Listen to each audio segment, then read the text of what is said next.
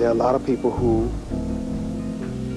are unhappy with their chosen careers and lifestyles, you know, and we get to do this and love it.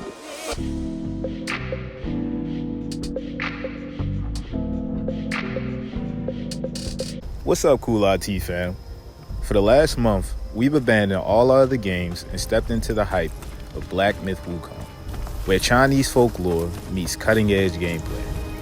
The visuals are crazy, the combat's intense, and this adventure pulls you deep into the world of Sun Wukong, aka the Monkey King. I mean, the game has gotten so much attention that even the Tesla boss is in on it. But is it all hype, or does this game really deliver? Stick around, let's break it down. We got you.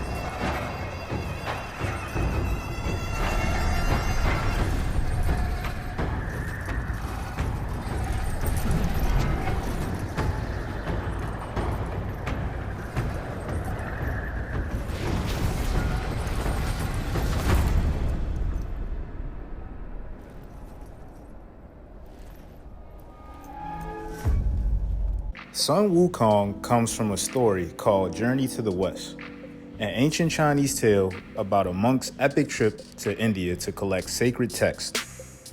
He eventually meets with a group of supernatural friends, including Sun Wukong, the rebellious Monkey King. Wukong's got a lot of powers, including shape-shifting, cloud riding, and some serious kung fu skills. But he's also a troublemaker who ends up getting locked up by the gods for causing too much chaos. Blackmyth Wukong is based on this legendary story and puts you in the shoes of Sun Wukong himself. You get to unleash his wild abilities while facing some mythical beasts and gods, just like in the OG tale, but with modern action-packed gameplay. It's like living out a legend, but with next-gen visuals and epic combat, all on the PS5.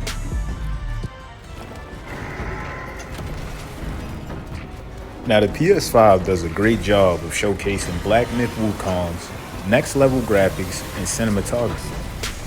From the definition of Wukong's fur to the gorgeous mythical landscapes, the game is a visual masterpiece, but there are some slight points to discuss on resolution and frame rate. But let's start with the good. This game has some really sharp and interesting visuals. The graphics in Blackmyth Wukong caught us off guard with detailed environments, cool character and armor designs, and epic fight scenes. It's definitely one of the most eye-catching PS5 games we've ever played.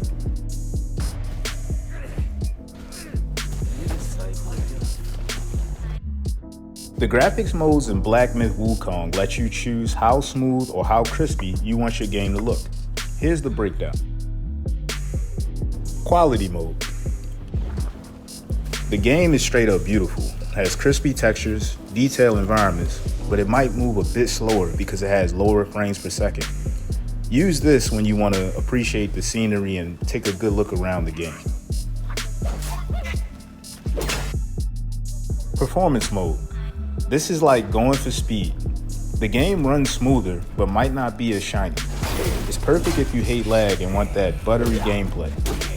In the graphics performance mode, it runs at 60 frames per second most of the time, which makes the combat feel fluid and responsive.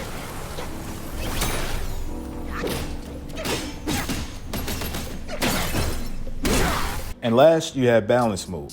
This is the middle ground between quality and performance. It's like having good visuals, but not sacrificing too much speed. Now, you won't get the highest frame rate, but you still get a game that looks good and it plays pretty smooth. You should go through each one of these settings in order to find which ones match your taste. Either you want smooth moves, crisp views, or a little bit of both. Now, we gotta nitpick a bit and talk about some of the bad we noticed. Now, we did see some drops in resolution throughout the game. In some of the more intense battles, the game can dip down to be about 720p. So things can get a little blurry from time to time, and it gets annoying during the heaviest moments of battle. The frame rate sometimes is an issue as well. While it's overall smooth, it can sometimes be stutters and frame rate drops from time to time, especially if you want to play in balance mode, so that's something to look out for. Some players have even complained about long load screens during cutscenes or when respawning after they die.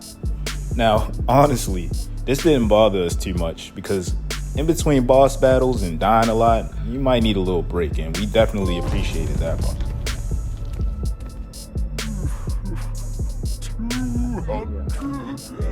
Overall, we thought the game looked dope and plays pretty smooth. Yeah, it is a little rough around the edges here and there, but the negatives are so minor that we still enjoyed it regardless. Now, let's talk about combat. The combat is intense. It becomes more and more fluid as you level up. There's a lot of cool animations and a mix of strategic and fast-paced mechanics. Wukong's ability to transform into different creatures gives the game some longevity and new dimensions to explore.